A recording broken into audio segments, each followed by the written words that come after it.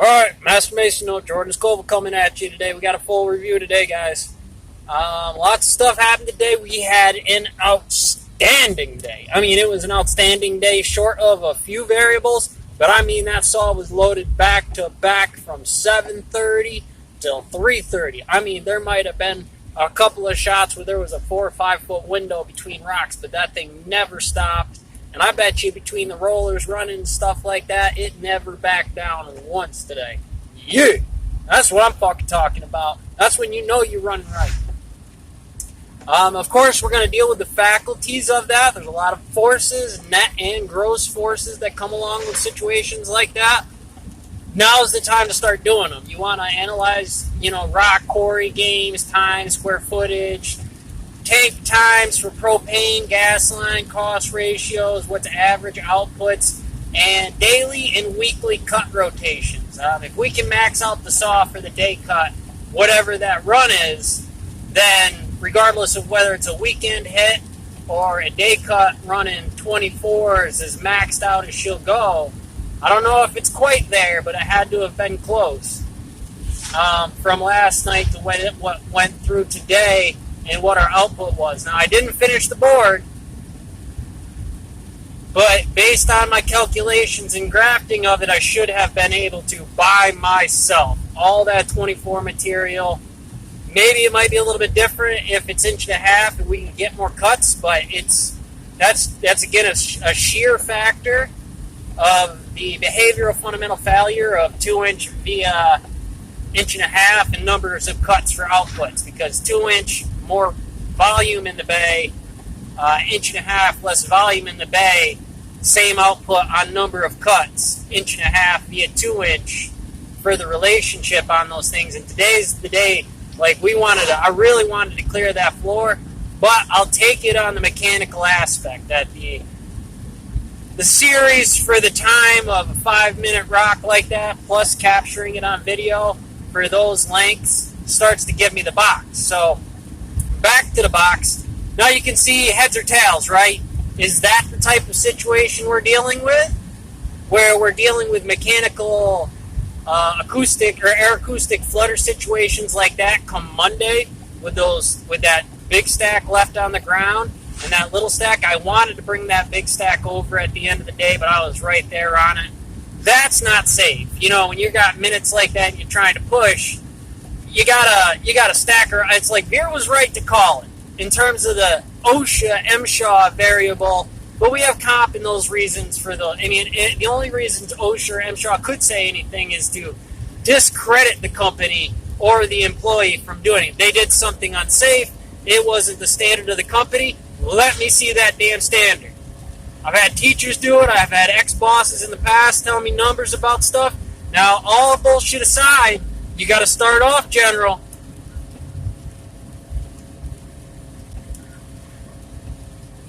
And I'm not in any reflection taking that out of Kurt or the upper staff. I'm still within plenty of the entropy, the numbers of the mechanics, readjusting it and renormalizing what's general in there to do it. I got to admit, though, I was a little pissed about it, though. I wanted to clear that set. I wanted to have that 2-bag done by myself. I don't care. Heat don't bother me. I don't get heat exhaustion. I'm Red Bull calibered, man. I've been doing this for years. You have to take in consideration X models, and say, well, his body biometrics. Well, your standard candle is broken. I'm coming out of 300-pounders yard material grinding all day. It's like in the middle of February, 7 degrees. Hot days in the summer, I've come off the torch, put out bigger numbers in terms of probably their 4-foot out front on their saws. And even though that's standing, doesn't matter. Really, all that's left is some air crane stuff, some, little things. And with that line running like that, no matter what I had to do, I was going to wind up having to air crane that stuff. Strap craning that stuff, which brings up other faculties today. I have no clue where Billy went today. I don't know if he'll be in on Monday. I don't know, some of the faculties. I was wrapping a bunch of pallets today. Now, if Gary's burning, I can understand. If he's hitting those edges, that you have to physically look at. Red shift, blue shift, heads or tails. Heads, it's the right operation in general, right? Right, Warden? whoever warden is. Could be me. I'm also warden. Everything I do in here is kind of locking off the board for you guys. But stonemasons to these other companies, it's like there's one-to-one with the system, right? And mine and yours, they're all kind of daily operations, and eventually that just kind of gravity wells, right? So whatever numbers come off. So, but you know, if you're a carpenter or something like that in a cabinet factory, it's the same thing as being a carpenter installing somebody's sink, except for your details are different. EM field is set up in the morning. You still have set up in the morning. You have do an operation, pack out that operation. Some are super tight because the building has the vacuum pressure, right? The net force behind it to do that, where in the other one you have to apply that force to get the renormalization of that operation to generalize to quantum mechanics, inventory. We just want on all the names of those things. We want and I'm limited it there to just 2 and 1/2 because it doesn't matter which ones we go. Economics, psychology. That's why it's so important for me today to not be pissed off.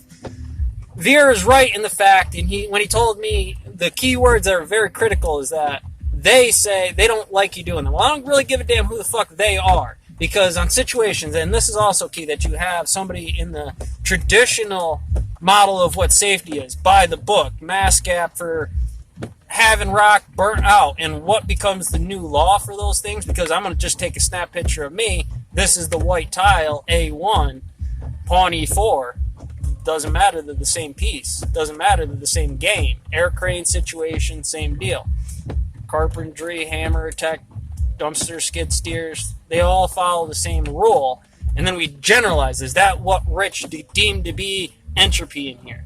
So when I say they, when I hear somebody say they don't think it's safe, and you see operations on the floor and you say, well, come Monday, I don't know if that rock's going to move. Now we're double stacking inside of operations in there. I had an opportunity where Veer's leaving the building. I have nobody. I have Gary over there completely smashed out with finishing games and stuff like that. And he was a little bit behind, and Dal was getting on his ass about stuff, about missing things, keeping the saw running, going and doing things, because then I probably wouldn't have got so far out in front. That stack would have been down. It would have been a nice step. Stacks are good. I'm trying to keep the real nasty ones in the back stack. And, of course, not away from it's super critical. Especially when you're one at a time with an air crane, you can offset things. Set it over the bunk.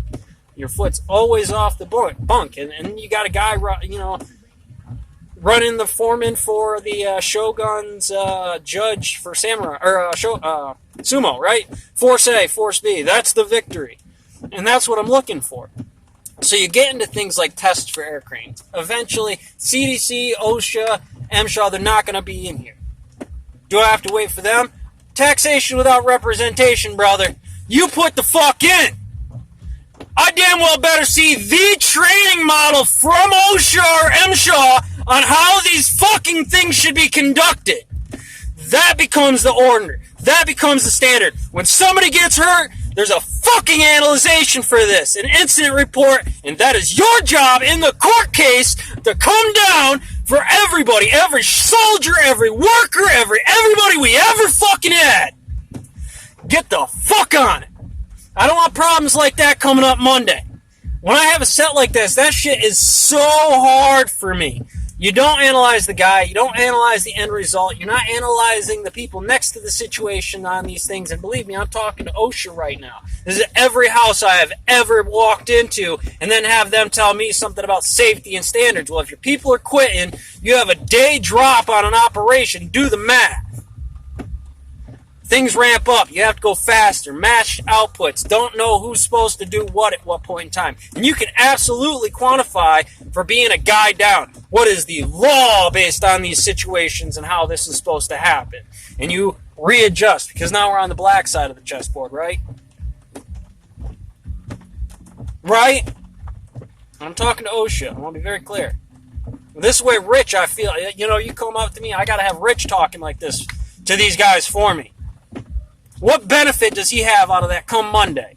What situation does he have out of this? He can step up on steps, man. He's done so many other operations where he's a quantum physicist. Every operation, there's not other operations. There's micro details between this changing the carburetor and that changing the carburetor because some guy's left-handed, and things come in here like that. I got to get up and down on tractor trailers. I got to do this. Well, what's the difference between that and a stack of stone?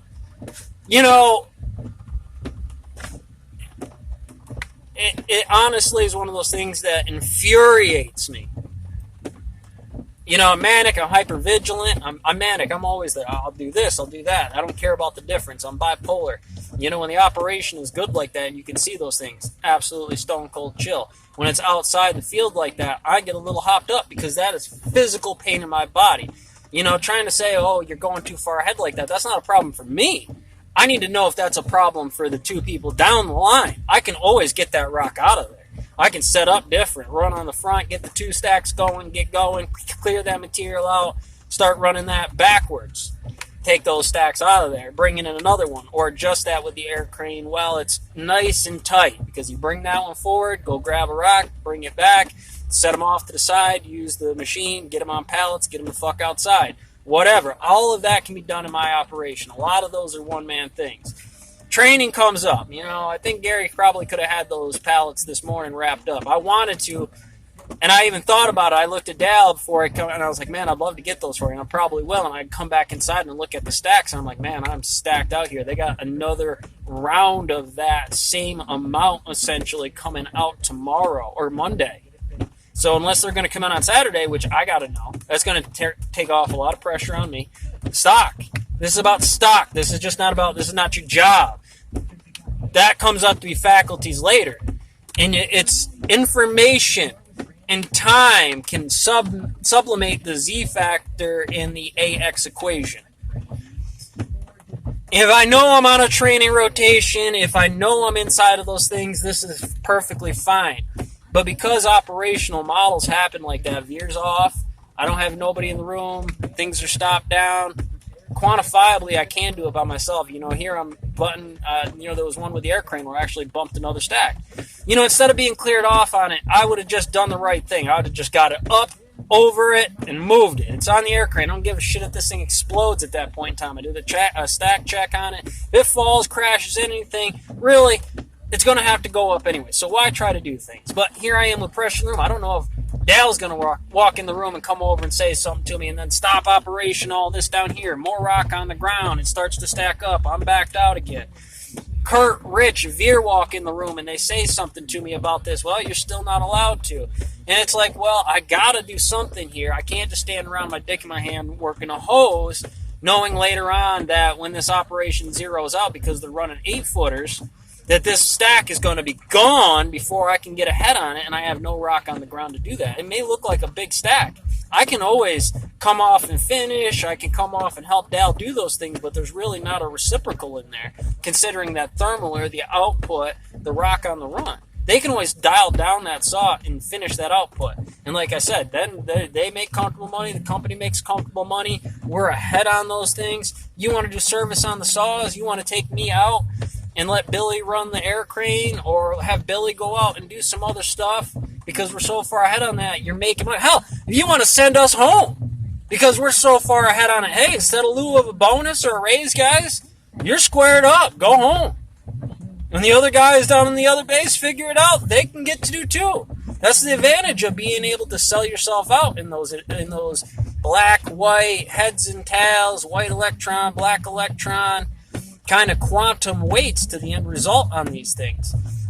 And so for me, I have no problem with Veer. Veer is essential to me as a 5-foot saw. I cannot take that out of the building. As far as I'm concerned, she might be broken with this little thing that does this all the time, and you got to do that everything first, and that's fine. That's just what you do.